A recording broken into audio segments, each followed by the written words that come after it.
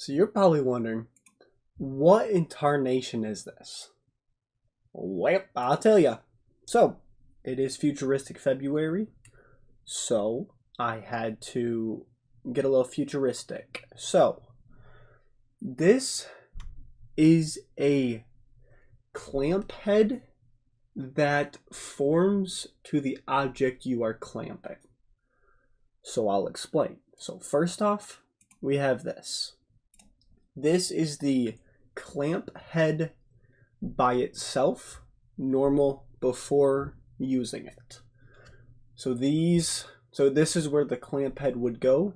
The goal is to fit on multiple types of clamps, whether it be a C clamp, possibly not a vice grip clamp, but like a gun clamp where it has the little trigger to close the clamp. There's a lot of clamps out there, so I was trying to get a variation of heads. So each of these can move. Obviously I didn't show that, but they can move in and out and close in to hold the clamp head on. That's not as big a problem. I just needed to stay around center so that it evenly distributes the pressure to hold it into place. And then this green button is how you would activate it. So this is a heat activated plate that once you press the button, it will not melt, but it will heat up and slowly warp the metal over top of the product or part you are trying to clamp down for whatever reason. There was multiple ways I could have gone about this. I could have gone electromagnets, where there's multiple materials out there that you can heaten it up with it will unstiffen with electromagnets or an electromagnet.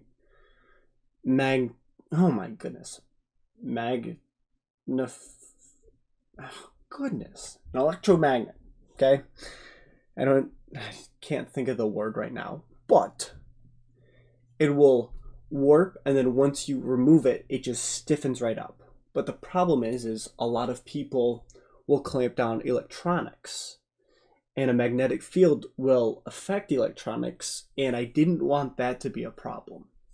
Yes, heat can affect these things a lot, but how would I imagine this to work is there would be layers, and the layers wouldn't allow the heat to go through. It would just absorb the heat, mold, and then once you remove the heat, it hardens back up and holds it.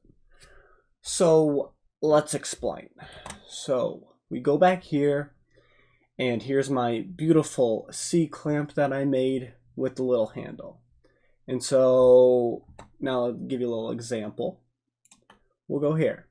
So you got your clamp, and for example, we are going to clamp down the tube because you need to hold it or something.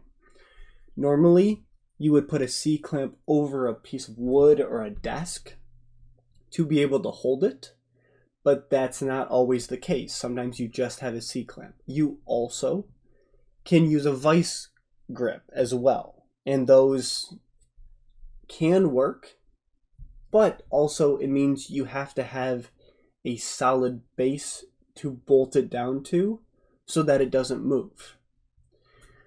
So once you hit the button on the clamp head, it molds and goes around it. So yes, it's a little big, but it goes down and would clamp this down. So yes, it can roll, but it goes around it enough where it will most likely stay. Obviously, you can mold this more around it, but if you are doing this on a desk, you would want these sides to be pressed against the desk to form the clamping pressure. You need two sides to make a clamp.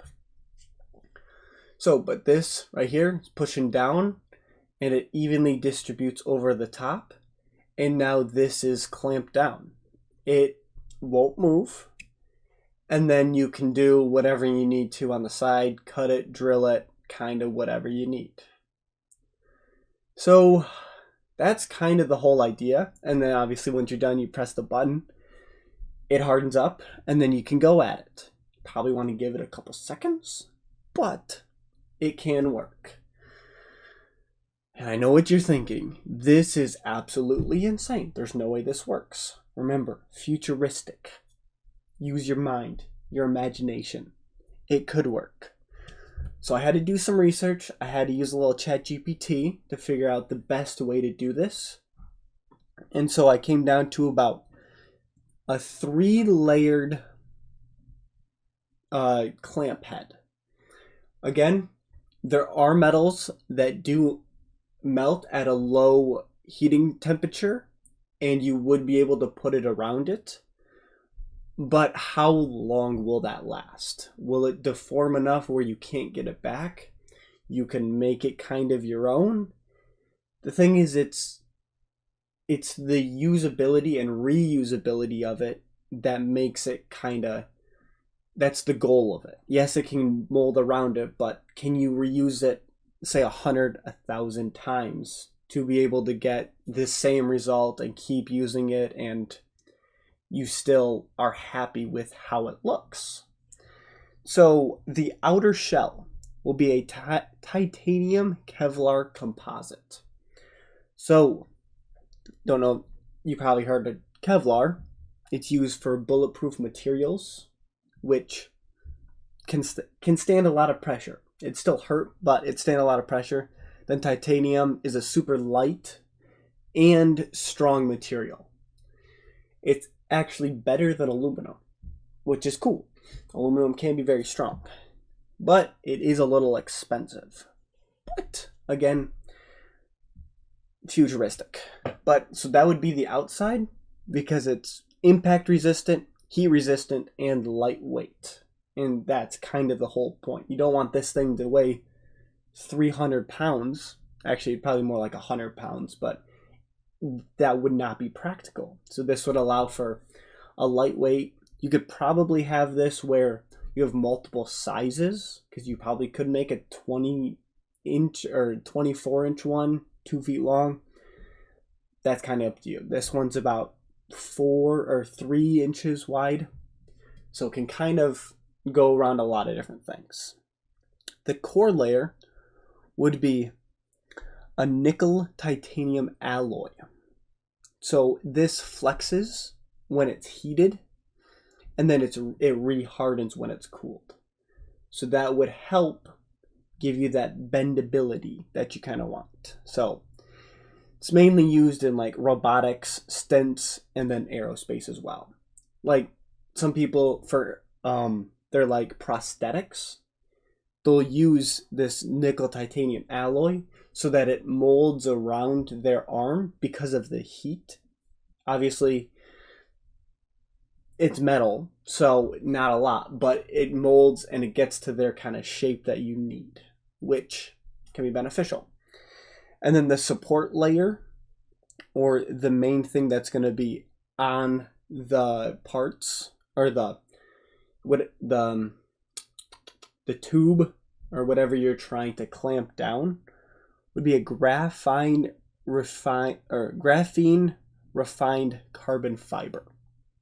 So this adds extra strength, but it's also semi-lightweight, and it has a great heat dissipation property where it's not going to get super hot and it won't affect the part.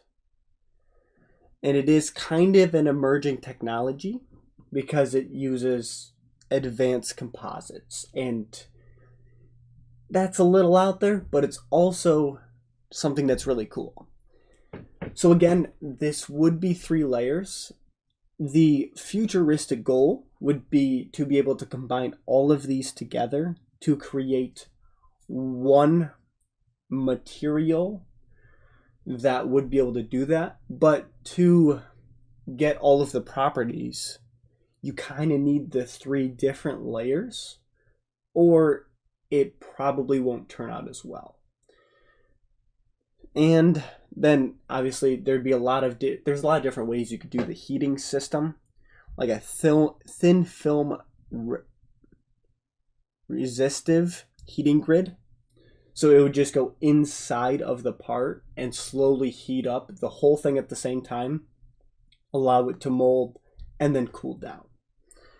So there are a lot of different ways you can do this. This was the way I enjoyed and also liked the best, because it adds the high impact strength. The thing is, there's no impact. It's just a lot of force on it. And then the other part is you might be able to lessen this after some tests, because how much clamping force are you going to do? Normally when you clamp it hard, it's so that it doesn't move.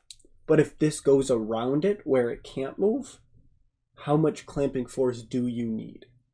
So that would be one of the kind of things you would have to do to figure out what you want to accomplish with that.